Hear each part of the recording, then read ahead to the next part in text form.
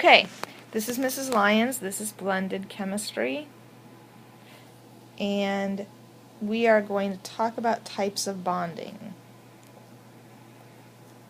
The first thing you need to know before you can even consider talking about bonding is what type of elements are found on the periodic table. In other words, where are the metals, where are the nonmetals? Okay, notice I drew the stair-step line. This line separates the metals and nonmetals. The metals are all of the elements to the left of that stair-step line, except of course the metalloids. I'm going to put X's through the boxes of the metalloids. These elements are the metalloids. They have chemical properties that are somewhere between metals and nonmetals. Everything else up to that line is a metal. That means that these things up here in the corner are nonmetals.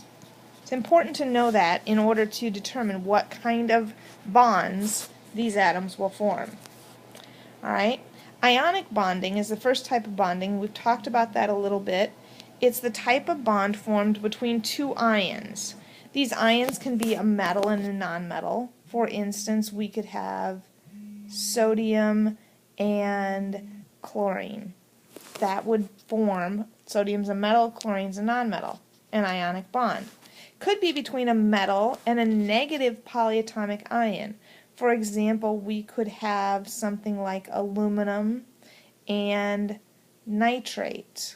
We'll talk about the charges if you don't remember that later in another presentation. We could also have a nonmetal and a positive polyatomic ion.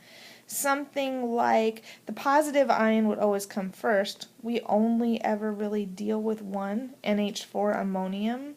Chlorine would be our nonmetal. So we've got a polyatomic ion and a nonmetal. That would be another type of ionic bonding. And then the last kind would be if we had two polyatomic ions. For example, if we had something like NH4NO3, which we would call ammonium nitrate. We'll do another presentation on naming and formula writing. The second type of bonding is covalent bonding. This is the type of bond where two atoms share valence electrons. This happens only when we have only nonmetals present. And the final type of bonding is metallic bonding. This is bonding in which we have valence electrons and they're kind of mobile in what we call a sea of electrons. And they're moving freely around the positive nuclei of metal atoms. So this picture illustrates it. We have these spheres. These are our nuclei. And we know because there's protons and neutrons in the nucleus, these are all positively charged.